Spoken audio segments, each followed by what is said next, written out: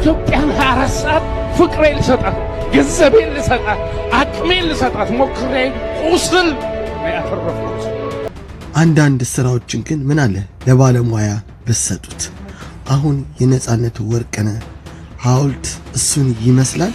ሰበር አሁን የገባም በነ ሰራዊት ፍቅሬ ላይ ፖሊስ የጀመረው ምርመራ ተጠናቀቀ። እርግጠኛው የማውራው መንግስታዊ ሌብነት አያካሂድም። እነሱ እየመቱብን እየፈነከቱ እኛ ደማቸው ይዘው ያንጠባጠቡ ጣቢያ እንወስዳለን። እንደዚህ ወይም እንደዚህ አይነት መስቀል በፍጹም ባንገታችሁ እንዳታስሩ።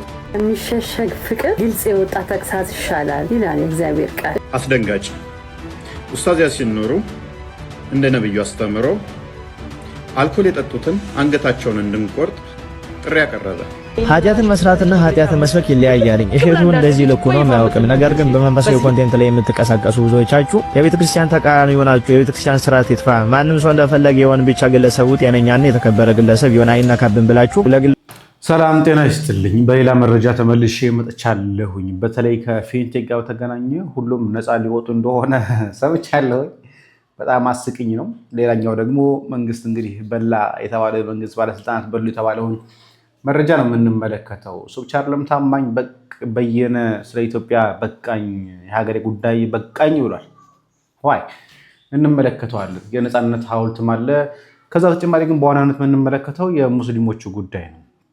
ሙስሊሞች ድብደባ እየደረሰባቸው ነው፣ በደል እየደረሰባቸው ነው። ዛሬ እውነቱ እናወራለን። እውነት ለመናገር ሳንደባብቅ እንዳብቀው ነገር የለም። እያፈረጥ እናወራለን። በእኔ ጉዳይ ላይ የተነሳ ነገር አለ እንዳስሰዋለን። ጊዜ ካለን የእሸቱን ጉዳይ ወደ ኋላ አካባቢ እንመለከተዋለን። ከታዲያ ከምን እንጀምር ካላችሁኝ ከነፃነት ወርቅነህ ሐውልት እንጀምራለን። ለብዙዎች እንዲደርስ ሼር አድርጉት። ግን አንዳንድ ስራዎችን ግን ምን አለ ለባለሙያ ብትሰጡት። አሁን የነፃነት ወርቅነህ ሐውልት እሱን ይመስላል። እናንተ የሰራችሁት ሰዎች ራሳችሁ እኮ ካለ ማመናችሁ የተነሳ የያዘው መጽሐፍ ላይ እኔ ነፃነት ወርቅነህ ነኝ ነው ወይስ ነፃነት ወርቅነህ እዛ መጽሐፍ ውስጥ ነው ያለው? አሁን ይሄንን ነፃነት ወርቅነህ ነው ቢባል ማን ያምናል? ከዚህ ላይም ያሰራችሁት ሰዎች እንደው የአእምሮ በሽተኛ ካልሆናችሁ በስተቀር ነፃነት ወርቅነህ ጠፍቶባችኋል? ገና እኮ ከሞተ 2 ወርም 3 ወርም እኮ አልሆነው። እንዴት ነው ያልሆነን ሰው ነፃነት ወርቅነህ ነው ብላችሁ ሐውልት የምታሰሩለት? ወይ እናንተ የሰጣችሁት ፎቶ ተሳስታችኋል፣ ወይ የሰራው ሰውዬ ከነፃነት ወርቅነህ ጋር ጸብ አለው እንጂ እንዴት በትንሽ እንኳን ማመሳሰል አይችልም? ይህንን ፍጥጥ ብዬ ሳየው ትንሽ ዳንኤል ክብረትንም ይመስላል፣ ግን ሙሉ በሙሉ ነፃነት ወርቅነህን አይመስልም። ከዚህ ላይም እኮ ይህኔ ባልሆነ ሰው አሰረታችሁ ሙስና በልታችሁ ይሆናል እንጂ አሁን ይህንን ነፃነት ወርቅነህ ነው ማለት አያሳፍርም? በቤተሰብ ውስጥ በኢትዮጵያ ሕዝብስ መጫወት አይሆንም? ማፈሪያ ናችሁ። እኔ ግን በጣም የገረመኝ ነገር ባለሙያ ጠፍቶን ፐርፌክት የሆነ ጥሩ ራሱን ሊገልጽ የሚችል ነገር አጥተው ነው ባለሙያ እንደ ሀገር እንደው ሊገልጽ የሚችል ጨረታ እንኳን አያወጡም። የተወሰነ መጠን እንደው ሞዴሉን እንኳን ለማየት የሚችሉበት ለታሪክ ይቀመጣል ተብሎ የተቀረጸ እንቅርጽ ማንነቱ ግራ እንዳያጋባ ተብሎ ስም እስከሚጻፍለት ድረስ አጀንዳው ላይ መቀረጽ ያሳፍራል ነው ተመንደግ። እንዳየሁትም እንዴ ነፃነት በምኑ ጋር ተመሳሰለ እስከምን ድረስ ነው የደረሰው? ወደ ታማኝ ጋር ልምጣ። ኢትዮጵያን ወዳታለሁ፣ ግን በመውደዴ በዚህ ልክ ጎዳለሁ ብዬ አስቤ አላውቅም። 4 ሰዓት ኢትዮጵያ እኔ ከተኛው አንድ ነገር ትሆንብኛለች የሚል ስስት ነው የነበረኝ። ለዚህ ያተረፍኩት ቁስል ብቻ ነው። በቃኝ ብያለሁ። ስለዚህ ወደፊት ኑዛዜ ስላለ ኑዛዜ ለሞት ብቻ ነው። ግን እኔ በህይወት ቆሜ የሆንኩትን ሁሉ እናገረዋለሁ አንድ ቀን በቅርብ። እስከዚያ ግን ፕራዮሪቲዎቼ ልጆቼ ያስቀየምኳቸው ጥያቸው የሄድ የሚፈልጉትን ሳልሰጥ የቀጣቸው ልጆቼ መውደድ ብቻ ነው። ከዛ ውጭ ግን በህዝባዊ ስብሰባ በህዝባዊ በዓል መገኘት ያመኛል። ቁስሌን ወቁት። ውፍረት ሳይሆን ሸክም ነው እዚህ ውስጥ ያለው። ኢትዮጵያን 24 ሰዓት ፍቅሬን ልሰጣት፣ ገንዘቤን ልሰጣት፣ አቅሜን ልሰጣት ሞክሬ ቁስል ነው ያተረፍኩት። ሽልማት የክብር ዶክትሬት ተሰጥቶኛል የዛሬ 5 ዓመት። ወርውሬው ነው የመጣሁት። አልተቀበልኩም። ክላሽንኮቭ ተሰጥቻለሁ። አፋር ሄጄ እዛው ጥየው ነው የመጣሁት። ጦማ ተብያለሁ ጋሞ ጎፋ ሄጄ። ይሄ ሁሉ ለኔ ምንም አይደለም። በቅንነት የሰራሁት ሁሉ መርዞ ነው አመመኝ። እግዚአብሔር ይክበር ይመስገን። ስለደከማችሁ በርቱ፣ ግን ፈተና ይጠብቃችሁ። እንግዲህ ለፍቼ ነበር ግን እንዳሰብኩት አልሆነም፣ እንደለፋውበት አልሆነም ብሏል። እውነት ነው። ለኢትዮጵያ በተለይ ጠቅላይ ሚኒስትር መጣ ከተባለ ጀምሮ ብዙዎች ሐሳባቸውን ስለ ኢትዮጵያ በጣም ብዙ ነገር ለውጠው ነበር። አይሮን ከኔ በቀር ይመስለኛል ብዙዎችም በቃ ይሄ ጠቅላይ ሚኒስትር ለሀገር ይጠቅማል፣ ለሀገር ይበጃል ብሎ ነበር። ግን እንኳንስ ለሀገር ሊበጅ ሀገሪቷን ሶስተኛ አራተኛ ከባድ ጦርነት ለመጀመር ጥሩ እንቅስቃሴ ላይ ጀምሯል። የመሳሪያ ተኩሶች ጭምር ነው የቀረው እንጂ በየጀት እንቅስቃሴዎች ትግራይ ላይ እየተሰማ እንደሆነ መረጃዎች እየወጡ ያሉት። ስለዚህ ይህ ሰው ይለወጣል ብሎ ማሰብና ጉልበትን ማድከም ከባድ ነው። ሪፖርተር ጋዜጣ እንግዲህ በተለይ አጠቃላይ የሪፖርተር ጋዜጣ መረጃውን ካወጣ በኋላ ምንም አይነት ጋዜጣዊ ወይም ጋዜጠኞች ወደ ፓርላማ እንዳይገቡ ተደርጓል። የትኛውን አትለኝም። የኢትዮጵያ መንግስት 100% ከፈለጋችሁ 1 ሚሊዮን% እርግጠኛ ሆኜ የማወራው መንግስታዊ ሌብነት አያካሂድም። ውሸት ነው። የፈለገ ዓለም ተቋም የፈለገ ዓለም ሳይንቲስት መርምሮ መንግስታዊ ሌብነት 1 ብር ሊያገኝብን አይችልም። በሚገርም ሁኔታ የትኛውም ሳይንቲስት ያለውን ነገር ፖሊስ ራሱ በዘገበ የተባለው ምንድነው 98 ቢሊዮን ሳይሆን ተሳስቷል ሪፖርተር ጋዜጣ የተባለው 78 ቢሊዮን ነው አለ። ሪሊ አልሰረቀም። የትኛው መቶ ይመርምር የተባለለት ጉዳይ 78 ቢሊዮን ራሱ መንግስት ባመነው 78 ቢሊዮን የኢትዮጵያ ብር ተበልቷል በመንግስትና በአርቲስቶች መካከል ማለት ነው።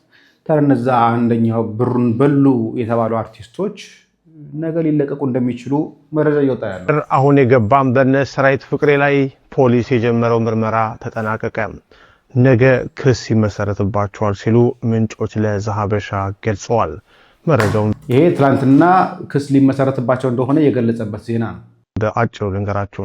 ከፊንቴክ ኢንቨስትመንት ማጭበርበር ጋር በተያያዘ በቁጥጥር ስር የሚገኙት ሰራዊት ፍቅሬና ግብረ አበሮቹም የጊዜ ቀጠሮ ሂደታቸውን አጠናቀዋል። አቃቤ የኮምፒውተር ወንጀል አዋጅን መታለፍን ጨምሮ ከባድ የወንጀል ክሶችን ነገ በልደታ ከፍተኛ ፍርድ ቤት እንደሚያቀርብ ከምንጮቻችን ሰምተናል። በነገ ውሎ ተከሳሾች ማንነታቸው ተረጋግጦ የክስ መዝገቡ እንዲደርሳቸው ይደረጋል። ተከሳሾቹም የዋስትና ጥያቄ ያቀርባሉ ተብሎ የሚጠበቅ ሲሆን ፍርድ ቤቱም መቃወሚያቸውን ሰምቶ ክሱን አይቶ ወይ ዋስትና ወይ ክሱ እንዲቀጥል ሊያደርግ ይችላል። ፖሊስ የምርመራ መዝገቡን ዘግቶ ለአቃቤ ሕግ ያስተላለፈ ሲሆን አቃቤ ሕግ በልደታ ከፍተኛ ፍርድ ቤት ክስ ይመሰርታል። ይህ የፊንቴክ ጉዳይ በሀገራችን የፋይናንስ ቴክኖሎጂ ዘርፍ ትልቅ ትኩረት ያገኘ ክስ እንደሆነ ይታወቃል። በነገው የፍርድ ቤት ላይ የእናንተ ግምት ምንድነው? ዋስትና ይፈቀድላቸው ይሆን? አብረን ምን ይሆናል እየተከታተልን ወደ እናንተ መረጃውን አደርሳለን። እንግዲህ የኔ ጉዳይ ውሃብዮች የተነሱት ጉዳይ እንተውና ወደ ፊንቴኩን ጨርስ። ፊንቴክ እንግዲህ አሁን ቲክቫህ ኢትዮጵያ በዘገቡ መረጃ መሰረት ከሆነ የፊንቴክ ኢንቨስትመንት የማጭበርበር ወንጀል የተጠረጠሩ አርቲስቶች እና ቲክቶከሮች በዋስትና መብታቸው እንዲከበርላቸው የፌዴራል ከፍተኛ ፍርድ ቤት ልደታ ምድብ ችሎት ወሰነ ይላል። ሆኖም ችሎቱ ተጠርጣሪዎቹ ለዋስትና የሚያቀርቡትን የገንዘብ መጠን ለመወሰን ሰኞ ይሄ ማለት ግንቦት 3 2018 ዓ.ም ቀነ ቀጠሮ ሰጥቷል። አቃቤ ሕግ በበኩሉ አምስተኛ ተከሳሽ የሆነውን መንሱር ጀማል በቀር የዋስትና መብታቸው ቢከበርም እንደማይቃወም ለችሎት አሳውቋል። ይሄ ማለት ከመንሱር ጀማል ውጪ ሌሎቹ የዋስትና መብታቸው እንደሚከበርላቸው ነው እንግዲህ የወሰነው። ችሎቱ በበኩሉ አቃቤ ሕግ አምስተኛ ተከሳሽ መንሱር ጀማል ዋስትና ጉዳይ ላይ አቃቤ ሕግ ያለውን ተቃውሞ በጽሁፍ ለግንቦት 3 እንዲያቀርብ ትዕዛዝ ሰጥቷል። ቲክቫህ ኢትዮጵያ በጉዳዩ ለተጨማሪ መረጃን ያክልበታል ብሎ ሚያዝያ 28 ቀን አሁን ከጥቂት ደቂቃዎች በፊት የወጣ መረጃ ነው። እንግዲህ ሌሎቹ በዋስትና መብታቸው ግንቦት 3 ላይ ከተቀጠረላቸው በኋላ አጠቃላይ ይፈታሉ። የመንሱር ጀማል ጉዳይ ግን በይደርና ዋስትና እንዳልተጠበቀለት የሚናገር ነው። ወደ የእስልምናውን ክስ ከማየታችን በፊት አንድ ሰው የኔ የተናገርኩትን ቪዲዮ ቆርጦ እንዲህ ሰርቶ ነበር። አሁን ዋሃቢያ እንደሚያወራው እውነት አክሱም ላይ የተፈጠረ ችግር አለ? ምንድን ነው የተፈጠረው? በነገራችን ላይ 98% ሚዲያ ላይ እየተሰራጨ ያለ ነገር እንዳለ ውሸት ነው፣ ሐሰት፣ ፈጠራ። ፎቶዎቹ እንኳን የፈጠራ ፎቶዎች ያሁን ያልሆኑ ፎቶዎች ናቸው።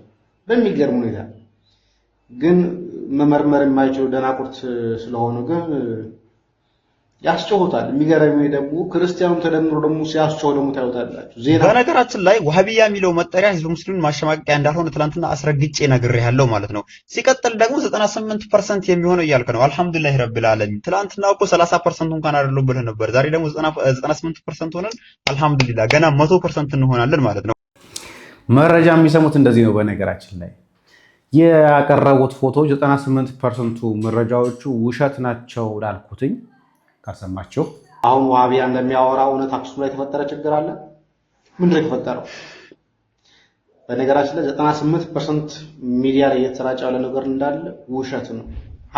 98% ሚዲያ ላይ እየተሰራጨ ያለው መረጃ ውሸት ነው፣ ሐሰት ነው ስንል ከዚህ በፊት እኮ 30% ብለህ ነበር። አሁን ደግሞ 98% ሙስሊሞች ናቸው ብለሃል።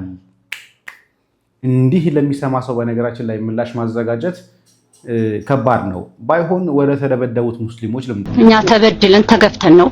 በአካባቢ ምን በዛኛ ነው ሶፍዬ ነው። ግን አንዳንድ አሉ የተወሸቁ በብር ገሰው ከሩቅ ነው የሚያመጡት። እነሱ እየመቱብን እየፈነከቱ እኛ ደማቸው ይዘው ያንጠባጠቡ ጣቢያ እንወስዳለን ክስ አንቀበልም ነው የሚሉን። እኛ መላተን እንባችን ለኢትዮጵያ ሕዝብ እንዲደርስ ላላህ ነግረን ነው ቤት አርፈን ቁጭ የምንለው። ወልደን ባረጀንበት ሰፈር ከመስጊድ አትገቡ ውጡ ተብለን ተዘግቶብናል። ተማሪዎቻችን ተበትነዋል። ይሄም መንግስት እንዲያቀልን። ሁለት ደግሞ ብዙ ልጆች ተወቅቷል። የደካማ ልጆች እየተመታ እኛም ታስረናል። ብዙ ጊዜ ሽማግሌ ያላሉ ለጁሃት በወጣንበት አሁን ለጁሃት መውጣት ሁላ ሰው አይችልም። ለምን ለጁሃት ከወጣን አፍሰው ነው የሚያስገቡን። ባላጠፋ ነው ምን እንዳደርገው ነገር ጠፍቶናል። በፒንሳው ተወቅቶብናል። ምንም ለፍ አልተሰጠንም። በሞቶብናል። ቀጥቅጣውት የረብሻ ጊዜ አንድ ፍሬ ልጅ ለናቱ አንድ ነው ቀጥቅጣው ያው ቀድር ካላህም ነው ቀጥቅጣውብን ሞቷል። የኢትዮጵያ ህዝብ ሁሉ ያውቀዋል። አቤትም ብለናል፣ ሊሰማን አልቻለም። ሁላ የሚያደርገን መጅሊስ ነው። የኛዎቹ አውራድም አትሉም ያሲንም አትቀሩም ተብለው በጥፊ ያሉብን ነው እየመቱን ነው። የህግ አካልም አቤት ብለን ቢመጣ አምራቱ ለአንድ ወገን ነው የሚያዳላው። የኛ ተሰሚነት የለንም። ልጆቻችን እየተመቱብን ነው፣ እየተገደልን ነው። አስደንጋጭ እንደሰማችሁት ወሃቢዮች ነባሩን ሙስሊም እየደበደቡ ነው፣ ነባሩን ሙስሊም እየገደሉ ነው። ለምን ሲባል እምነታቸውን ወደ ወሃቢያነት አምጡ ተብለው ነባሩ ሙስሊም እየተደበደበ ነው፣ ነባሩ ሙስሊም እየተገደለ ነው።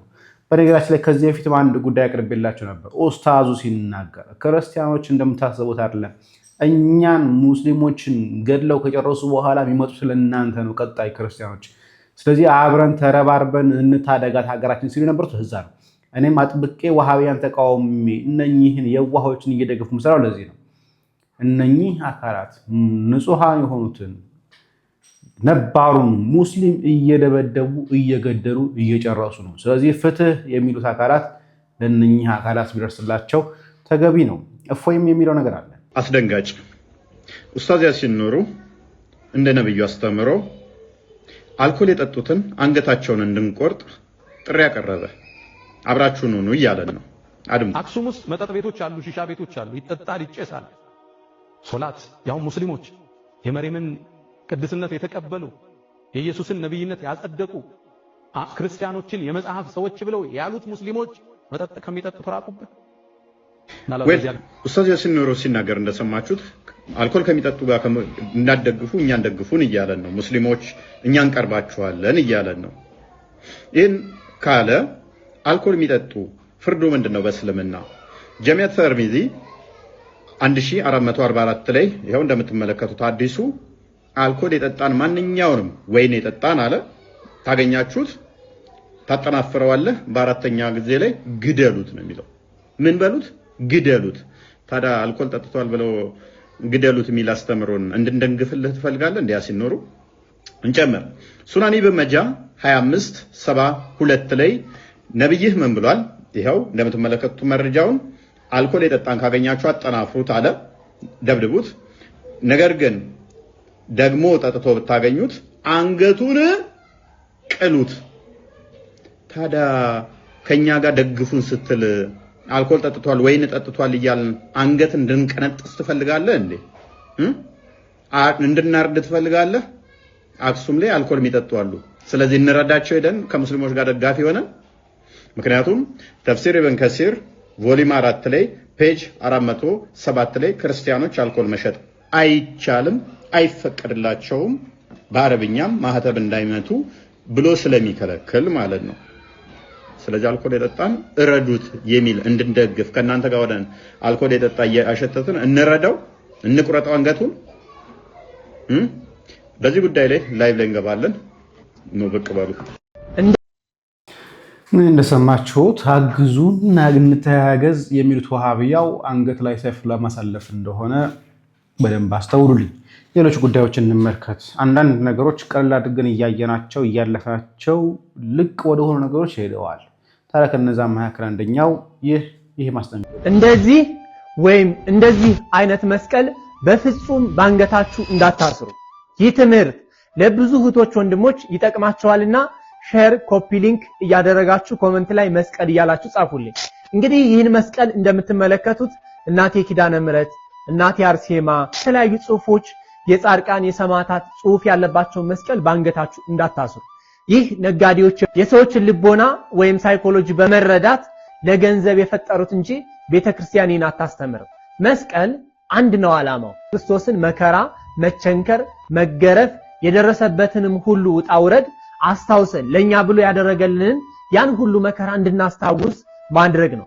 በሌላ መልኩም ጠላት ሰይጣንም መስቀለኛ ስንሰራ መስቀል ስናስር ባንገታችን ሲመለከት ከኛ ይርቃል፣ ድል እንነሳዋለን፣ ወደኛ እንዳይቀርብ ጉልበት ያጣል። የክርስቶስ መሆናችንንም የምናሳውቅበት መገለጫችን ነው። ነገር ግን በመስቀሉ ላይ ሌሎች ጽሁፎችን መጻፍ በተጨማሪም እንደነዚህ አይነት ስዕላትን በልብ ወይም በተለያየ መልክ ተቀርጸው እዛ ውስጥ በስቲከር መልኩ ቀርጸው የሚያደርጓቸውን ስዕላት ባንገታችን ማድረግ አይገባንም።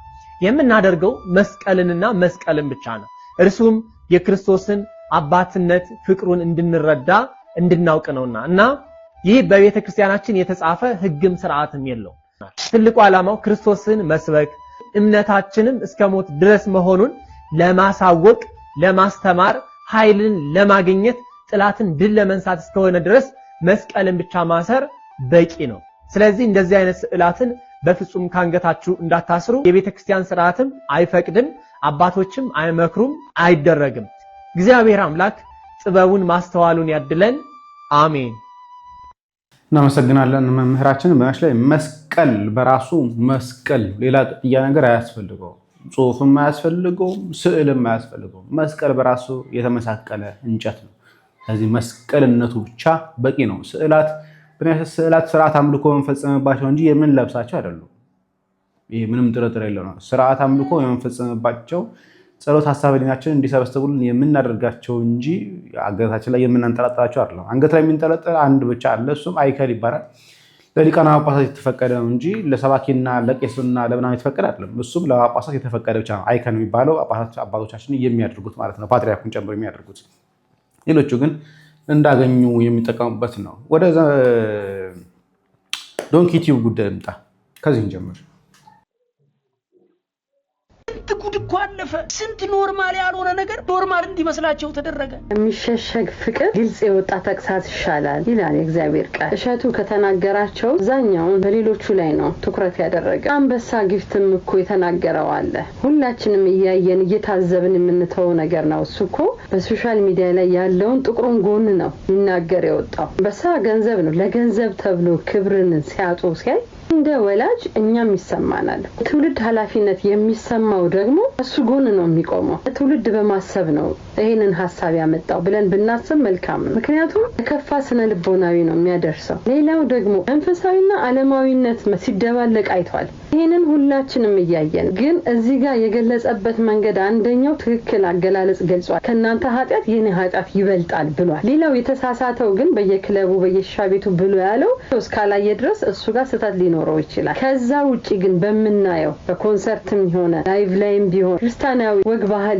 ባልጠቀሰ መንገድ ያያየን ባለነው መንገድ መናገሩ የሁላችንም ጥያቄ ነው። ለክርስትና ሁላችንም ግን ጻድቅ ሆነን አይደለም፣ ሁላችንም ኃጢያተኛ ነን። እኛ የራሳችንን ኃጢያት አብዝተን ሌሎች መሰናክል መሆን ደግሞ እሱ ከባድ ኃጢያት ነው የሚሆነው። ማንኛችንም ጻድቅ አይደለንም። እንደ ልቤ የተባለው ቅዱስ ዳዊት እንኳን ኃጢያትን ሰርቷል። ንጹህ ክርስቶስ ብቻ ነው ወደ ምሕረት ላይ የሚሰብኩ ሰዎች ከመናገሩ በፊት እናንተ ነበራችሁ መምከር፣ መገሰጽ፣ ሰው ይሄ ነገር ጥሩ አይደለም ብሎ ማለት ነበረ። ጭራሽ ምን ይሄንን አልክ ብላችሁ ብዙ ስትነፍቁት የነበረው እግዚአብሔር ቃል ምንድነው የሚለው? እናንተ የምድር ጨው ናችሁ።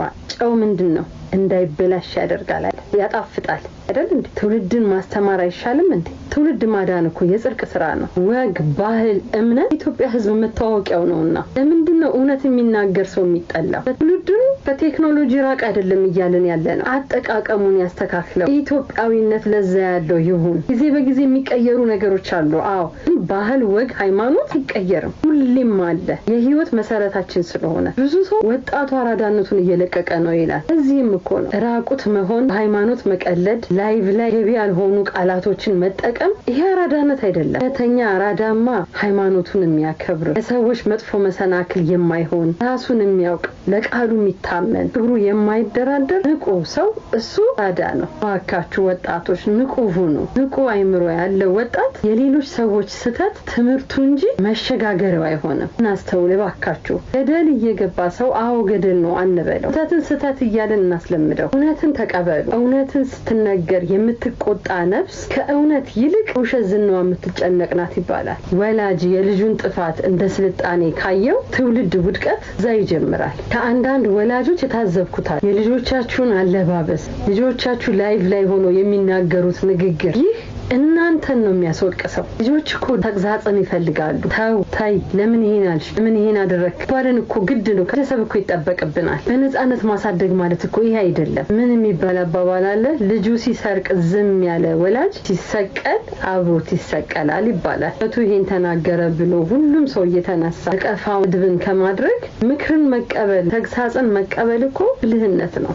ግለሰብ አንድ ሰው ላይ አትወሰዱት። ይሄ ጀነራል የተናገረው ምናልባት ላይቭ ላይ የተናገረችውን ነገር አንስቶ ብሏል አይደል? ያም ስተት ነው። ስተት እንበል እንጂ ጥፋትን ጥፋት እንበል። ተሳስታለች፣ ልጅነት ሊሆን ይችላል፣ አለማስተዋል ሊሆን ይችላል። ግን ለሁላችንም ደግሞ ማስተዋልን ያድለን። ሀገራችን ላይ አንድን ማህበረሰብ አጥፍቷል ብሎ ተግሳጽን መገሰጽ የማይችል ከሆነ የማህበረሰብ ኃላፊነት እየጠፋ ነው የሚሆነው። እኛ ባደግንበት ዘመን ጎረቤት እንኳን ይቆጣን ነበር፣ ጎረቤት ይገርፈን ነበር፣ ጎረቤት ይገስጸን ነበር። አሁን ላይ ግን ቤተሰብ ያንን ድርሻ እየተወጣ ነው ብዬ ብዙም ማሰብ አይመስለኝም። ትናንትና የነበረው ውይይት በጣም መኪና ላይ የሆነው ታየን የነበረው ውይይት ላይ አንዱ ስገረው የነበረው ይሄን ነበር። ቤተሰብ አሁን ላይ ልጆች መቆጣጠር አይችልም አይነት ነገር ሲሆን ካልተቆጣጠርኩኝ ለምን ወልዳቸዋለሁ? ልጆቼን መቆጣጠር ቤተሰቦቼን መቆጣጠር ማልችል ከሆነ ለምን ወልደዋለሁ? እና ለማንኛውም ወንድማችን ጋር መስራትና ኃጢአትን መስበክ ይለያያልኝ። እሸቱ እንደዚህ ልኩ ነው የማያውቅም። ነገር ግን በመንፈሳዊ ኮንቴንት ላይ የምትቀሳቀሱ ብዙዎቻችሁ የቤተ ክርስቲያን ተቃራኒ ሆናችሁ የቤተ ክርስቲያን ስርዓት ይጥፋ፣ ማንም ሰው እንደፈለገ የሆን ብቻ ግለሰቡ ጤነኛና የተከበረ ግለሰብ የሆነ አይነካብን ብላችሁ ለግለሰቡ ያሰባችሁ መስላችሁ ራሳችሁን ስደምቁ ብዙዎቻችሁ ተመለከትኩ። እናንተንም ስመለከት አንድ ነገር ትዝ አለኝ። አንድ ሰባኪ ነበረና አውደ ምሕረት ላይ ቆሞ ቅዳሴ አቋርጦ መግባት እንጂ አቋርጦ መውጣት አይቻልም ብሎ ሲሰብክ ሰሙት። ነገር ግን ቅዳሴ ላይ አንድ ሰው ቅዳሴ ከገባ በኋላ ካመመው ደም ከደማው ነስር ከመጣው ቅዳሴ አቋርጦ እንዲወጣ ይፈቀድለታል። ነገር ግን ማንም ሰው ቅዳሴ ከተጀመረ ጀምሮ ቅዳሴ አቋርጦ እንዲገባ አይፈቀድለትም። ይሄ ሰባኪ ግን በተቃራኒ ነበር ሲሰብክ የነበረና ሰዎች ይሄ ሰባኪ ምን ሆኖ በተቃራኒ የሚሰብከው ቅዳሴ አቋርጦ መውጣት እንጂ መቼ አቋርጦ መግባት ይቻላል ብለው ሲጠይቁ እዛ የነበሩ አባቶች ምን ብለው መለሱ? ይሄ ሰውዬ ይሄ ሰባኪ እንቅልፋም ነው፣ ጠዋት አርፍዶ መጥቶ ቅዳሴ አቋርጦ ስለሚገባ ነው እንዲህ ብሎ የሚሰብከው። ቅዳሴ አቋርጦ መግባት አይቻልም ብሎ ከሰበከ ነገ እሱ አቋርጦ ሲገባ ምዕመናን ይዘው እንዳይጠይቁት ይሄንን ስብከት የሚሰብከው ራሱ እንዳይወቀስበት ነው። ለምን አርፍዶ ነው የሚነሳው? ቅዳሴ አቋርጦ ነው የሚገባው። ለዚህ ነው እንዲህ ብሎ የሚሰብከው ይባላል። እና ብዙዎቻችሁ ነገ እቺ ወቀሳኔ ላይ ትደርሳለች ብላችሁ ስላሰባችሁ እሸቱ ከተናገረው ነገሮች መካከል አንድ ነገር ነጥላችሁ ወጣችሁ። ያንን ነገር ደግሞ እንደተናገረው ሲሆን እንደፈለጋችሁ ተረጎማችሁና ህዝቡን በዚህ መንገድ መራችሁት። ማንም ሰው አይወቀስ፣ ማንም ሰው አይከሰስ፣ ሁላችን ኃጢአተኛ ነን ወደ ማለት ይላችሁ። ሁሉ ሰው ኃጢአትን ሰርቷል፣ ማንም ያልበደለ የለም። ኃጢአተኛ ነኝ ማለት ራሱ አያጸድቅም። ኃጢአተኛ ነኝ ካላችሁ ሄዳችሁ ንስሐ ግቡ። እንዲህ ብሎ መናገርም አይጠቅምም። ነገር ግን ሁላችን በድለናል፣ ግን ኃጢአትን ሰርተናል እንጂ ኃጢአትን እንሰብካለን ማለት አይደለም። በአደባባይ እየወጡ ራቁት እየሄዱ ጸያፍ ቃላትን እየተናገሩ ትውልድ ወደ እኔ ለማንም አልጠየቀኝም እናንተ ነገ ተነስታችሁ እንዲራቁታችሁን ብትሄዱ የፈለጋችሁትን ብትናገሩ ማንም ሳይጠይቃችሁም ብሎ በአደባባይ ኃጢአትን እየሰበኩ ሳሉ እረፉ በአደባባይ ኃጢአትን አትስበኩ ብሎ ሲናገሩ ሁሉ ሰው የዚህ ዕጣ ተከፋይ ስለሆነ ሁሉም በዚህ ወጥ ስለሚኖር ለቢ ዓለም የመን ስለበዛ ይሄ ነገር ነገ በሱ እንዳይደርስበት አሁን ይቺን ልጅ አስተካካችሁ ብዙዎቻችሁ ራሳችሁን ስትከላከሉ ነው ነበር እንጂ አብዛኞቻችሁ ለልጅቱ አስባችሁ አይደለም። ነገበኔ ብላችሁ ነገኔ እንደዚህ ብዬ ወጣኮ እንዲህ ነው የሚባለው ስለዚህ ይቺ ልጅ አስተካክኬ ራሴን ልከላከል የሚለው ነው የበዛ እዚህ ቲክቶክ ላይ። ስለዚህ በዓለማዊ ላይ እንደዛው ላይ ሲናገሩ የነበሩት አልገረሙኝም ቢናገሩም አይደንክም። ነገር ግን እዚህ መንፈሳዊ ኮንቴንት ላይ ሆናችሁ መንፈሳዊያንን የምትሉ ሰዎች አንዲት ግለሰብ ተነካች ያው ስሟ ባልተጠራበት ግብሯ ተነሳ ብላችሁ ከቤተክርስቲያን አንጻር ሆናችሁ ስርዓተ ቤተክርስቲያንን ስትዋጉ ነው ያሳያችሁን። ይሄንን ነገራችሁን ደግሞ ታሪክን ቤተክርስቲያንም አትረሳው። ከቤተክርስቲያን ስርዓት ይልቅ ለግለሰብ ተጨንቃችሁ ቤተክርስቲያን ስርዓቷ እንደፈለገ ይሁን ነገር ግን ግለሰብ አይነካብን ስትሉ የከረማችሁ አላችሁ።